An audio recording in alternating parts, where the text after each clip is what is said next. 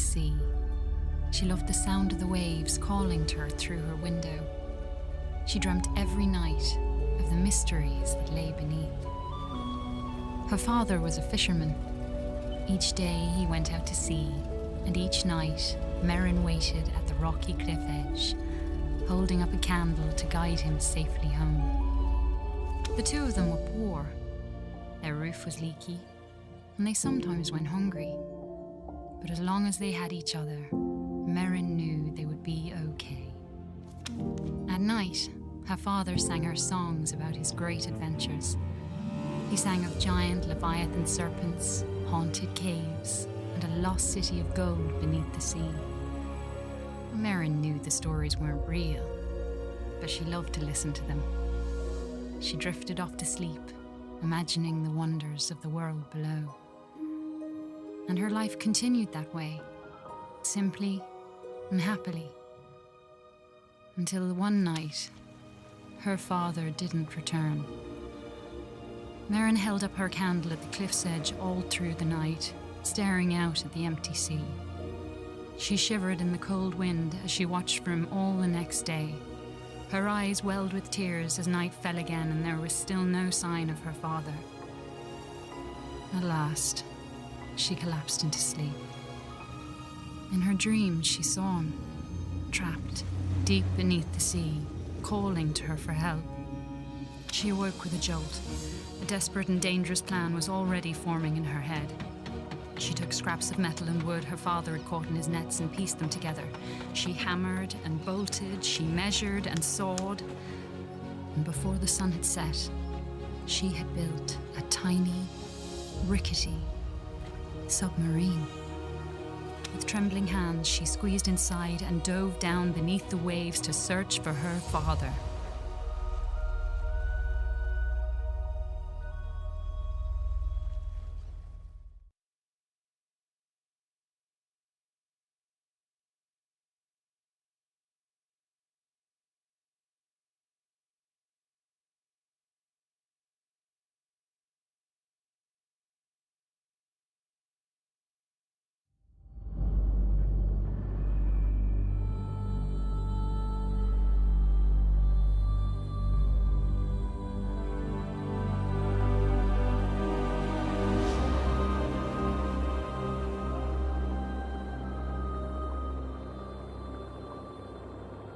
The world beneath the waves shimmered with mystery.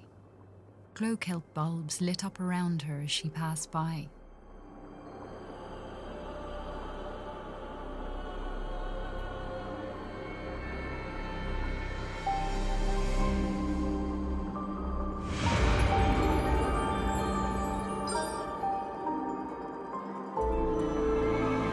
Erin spotted some odd-looking old coins. Maybe her father would know where they were from.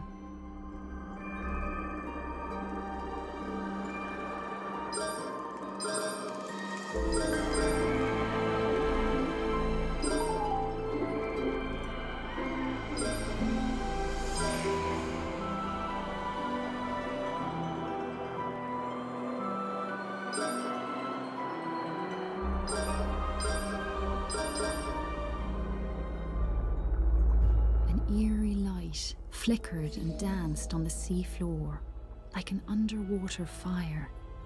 Her father once told her about a mysterious, living energy called Tyne. Could that have been a Tyne wellspring?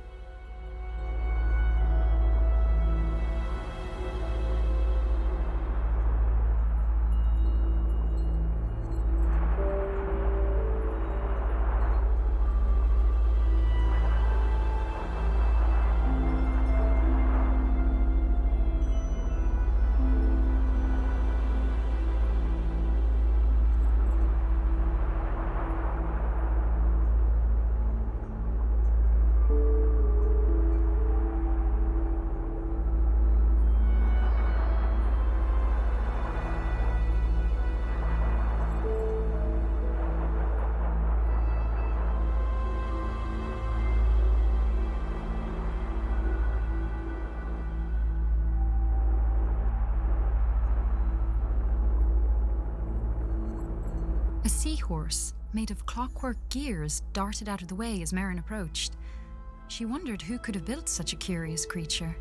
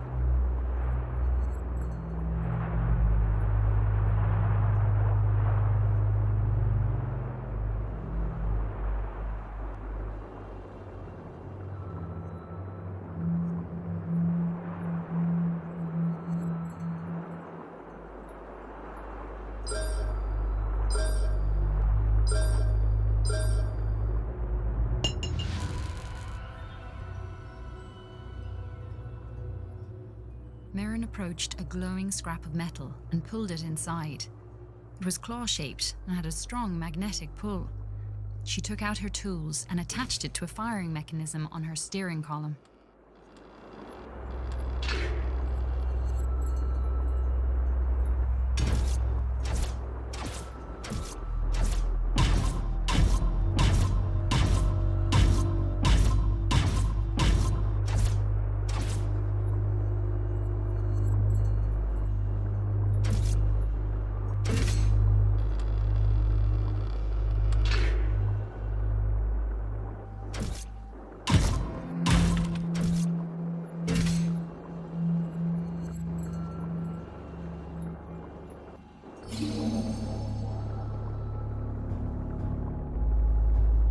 Merrin spotted shock nettles ahead of her.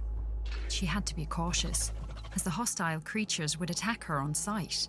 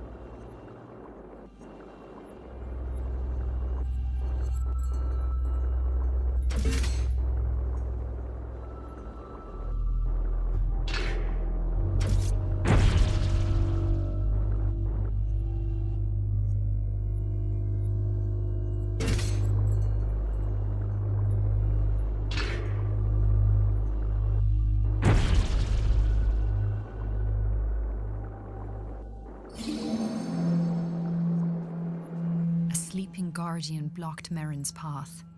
She knew it all too well from her father's stories, and she knew it must never be woken.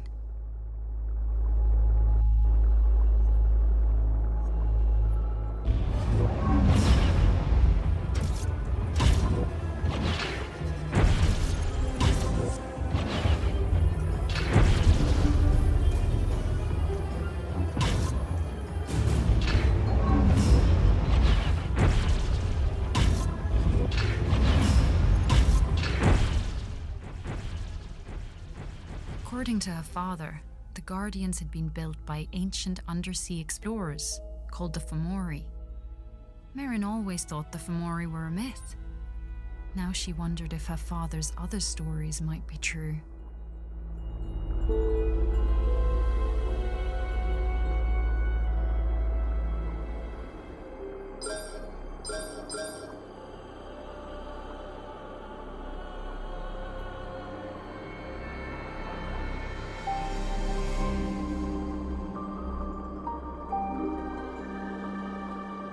The twisted forms of sunken ships stretched out in the distance.